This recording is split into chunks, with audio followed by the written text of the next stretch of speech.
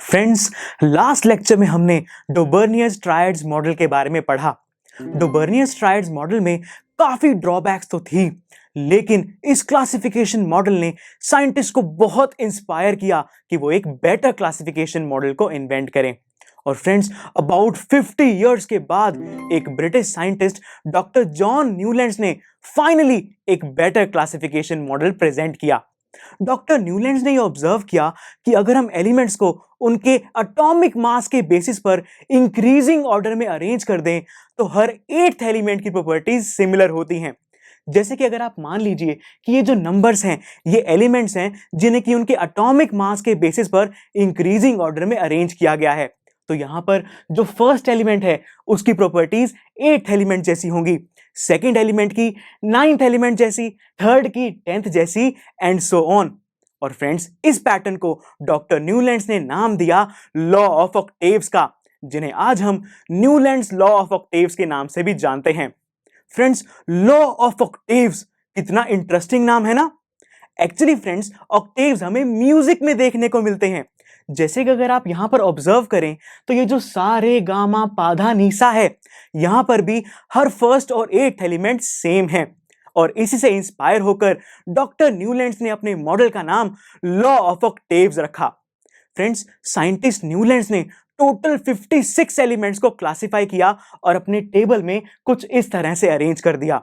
अब आप यहां पर देख सकते हैं कि उन्होंने हाइड्रोजन, फ्लोरीन और क्लोरीन को फर्स्ट ग्रुप में रखा है, लिथियम, सोडियम और पोटेशियम को सेकंड ग्रुप में एंड सो ऑन। फ्रेंड्स, उन्होंने ये ऑब्जर्व किया कि हर ग्रुप में जो एलिमेंट्स हैं उन सभी की प्रॉपर्टीज सिमिलर हैं। और इसी तरह से डॉक्टर न्यूलैंड्स ने लॉ ऑफ ऑक्टेव्स मॉडल को इन्वेंट किया। फ्रेंड्स, ये मॉडल काफी बेटर तो था, लेकिन इसमें भी कुछ ड्रॉबैक्स थे। सबसे पहला ड्रॉबैक ये था कि ये जो न्यूलैंड्स का लॉ ऑफ ऑक्टेव्स मॉडल है ये सिर्फ कैल्शियम तक ही वैलिड था। इसके बाद हर 8th एलिमेंट की प्रॉपर्टीज सिमिलर नहीं थी।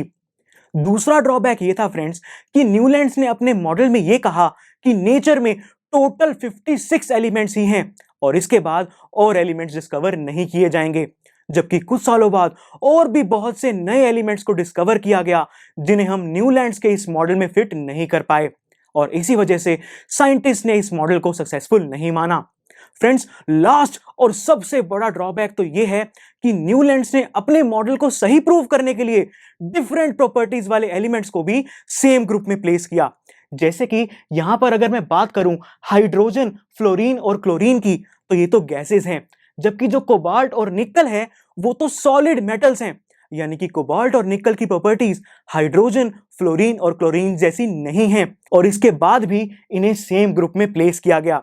जबकि अगर मैं बात करूं आयरन की, तो आयरन भी एक सॉलिड मेटल है, यानी कि आयरन की प्रॉपर्टीज कोबाल्ट और निकल जैसी हैं और इसके बाद भी कोबाल्ट और निकल को आयरन से काफी दूर प्लेस किया गया। फ्रेंड्स, इन्हीं सब ड्रॉबैक्स की वजह से न्यूलैंड्स का ये मॉडल सक्सेसफुल नहीं बन पाया। पर 6 इयर्स के बाद रशिया के एक साइंटिस्ट डॉक्टर मेंडलीव ने एक ऐसा मॉडल प्रेजेंट किया जिससे साइंटिस्ट बहुत ही ज्यादा इंप्रेस हुए। तो आइए मेंडलीव के इसी मॉडल के बारे में जानते हैं नेक्स्ट लेक्चर में। आई एम श्योर स्टूडेंट्स, आपको ये लेक्चर बहुत ही पसंद आया होगा।